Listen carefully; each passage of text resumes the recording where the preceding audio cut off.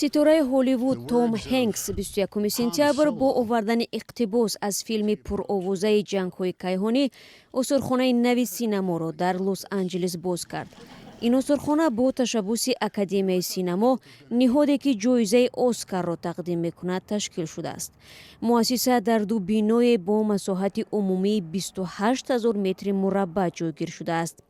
дар дохили он баъзе осори муқаддастарини Ҳолливуд ба монанди кафш аз филми кишвари мӯъҷизаноки Оз, чанаи шаванд Кейн, сари терминатор ва аввалин нусхаи дроиди R2D2 аз силсила филми ҷангҳои кайҳониро дидан имкон дорад.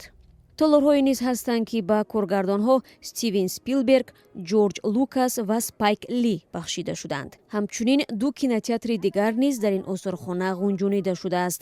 бо вуҷуди ин боигариҳо, Ҳолливуд солҳои зиёд осорхонаи худро надошт. барои Лос-Анҷелес доштани намоишгоҳи дастовардҳо муҳим аст.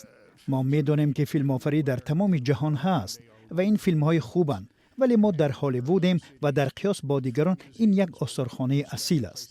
бунёди осорхона соли 2012 шурӯъ шуда, тибқи нақша бояд соли 2016 ифтитоҳ меёфт. аммо кушоиши он бо сабабҳои гуногун чанд маротиба ба таъхир афтод. дар ин муддат ба осорхона чанд толори нав аз ҷумла бахшида ба ҳаракати миту ва ҳуқуқи занони ҳунарманд илова гардид. тамошои оммавии осорхона аз рӯзи 3 сентябр имконпазир мешавад.